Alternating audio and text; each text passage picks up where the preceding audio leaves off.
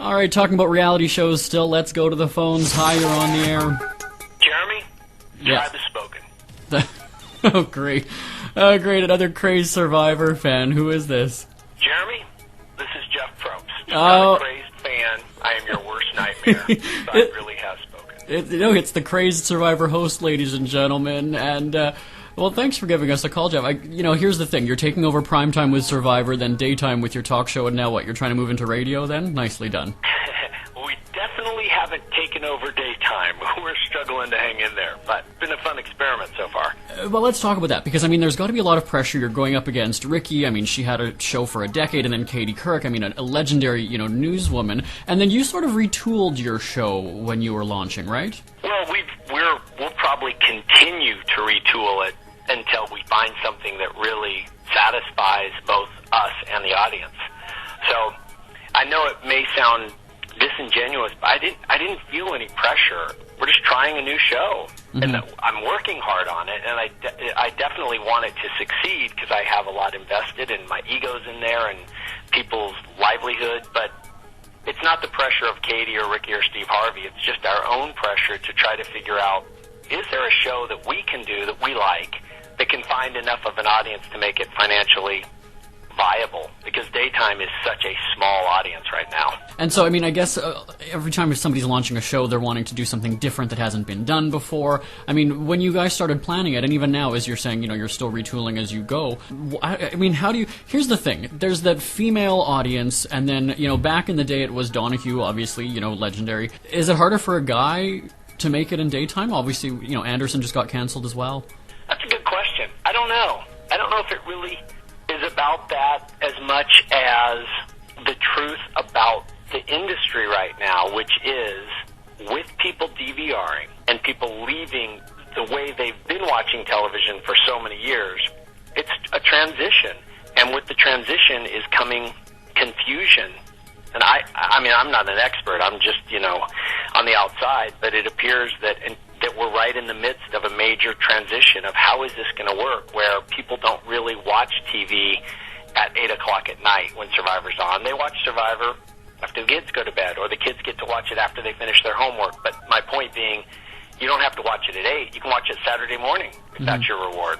So that's what's happening, I think, in daytime, is that for a long time it was very profitable, and now it's very streamlined. And I think Anderson's proven he's a very good host. It's not that he's not a good host. It's just there's only so many eyeballs out there, and who's going to get them? And what Oprah did, I feel fairly confident saying will never happen again. But, let's admit, come on, you're happy that Anderson got canceled. Let's be honest. Let me just...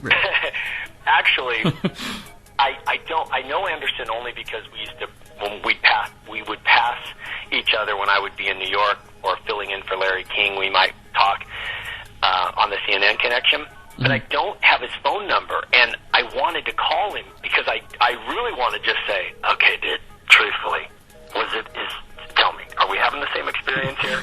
Because it's a far cry from Survivor, where we launched that show in the summer. It was paid for through sponsor, through Mark went out and sold the show beforehand, and so the network left us alone.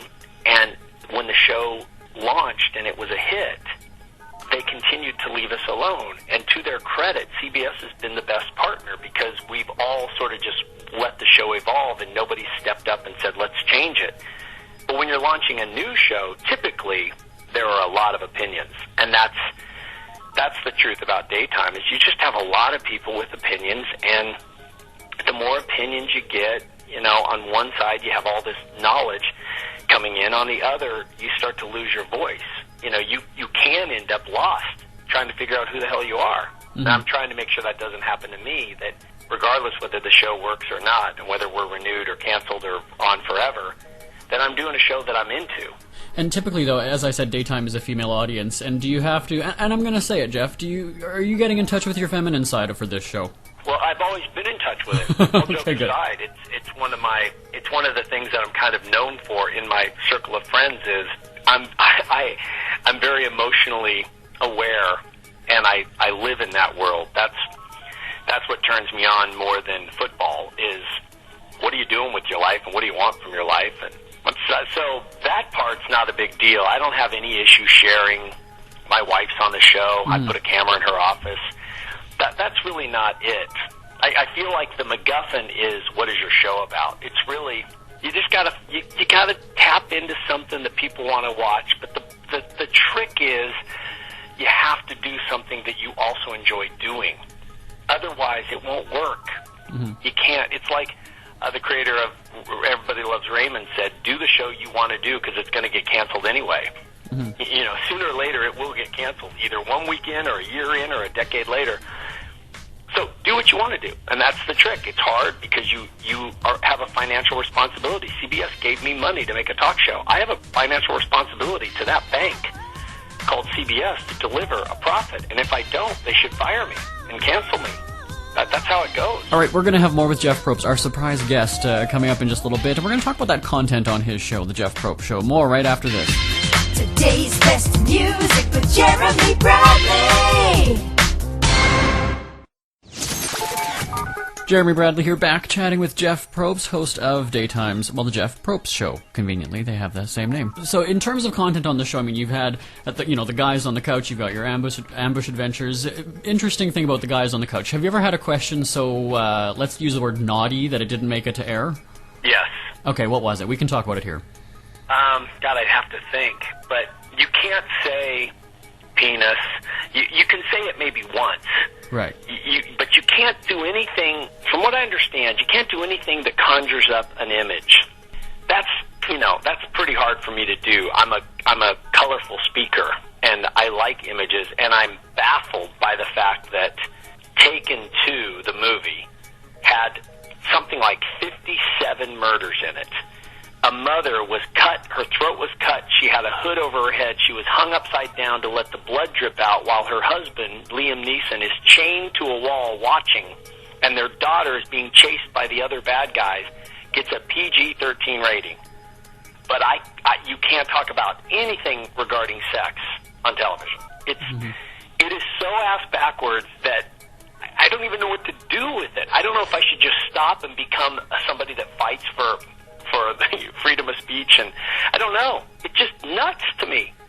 We did a show on transgender youth that has not aired. One of the shows I'm most proud of because we're tackling a topic that hopefully in 10 or 20 years people will look back and go, they used to do talk shows about that? Oh, it seems so silly. It's such a normal thing. But right now it's not. It's a big deal. And we had a teenager who transitioned from a girl to a boy and was inspired by watching Oprah 5 years ago, in which a girl transitioned to a boy and told his story on Oprah. Well, we had the kid who told his story on Oprah, and then we had the boy who transitioned. We're talking about sexual reassignment. We're talking about kids coming out of the body and saying, Mom, Dad, something's wrong, and I don't know what it is, but I'm a boy.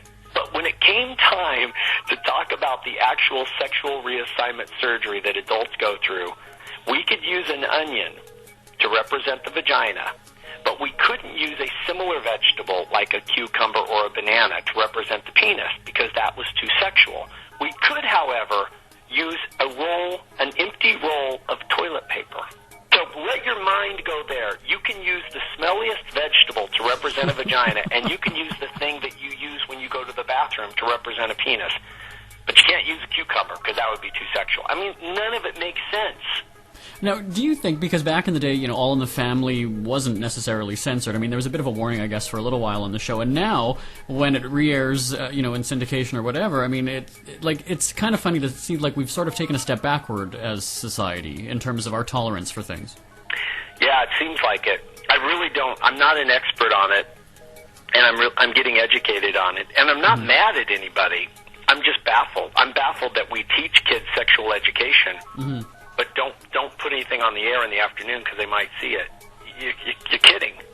So really? Even the word naughty. You started this by saying anything a little naughty. Right. I was told when one of my early meetings, naughty is a tough word to use because it implies sex.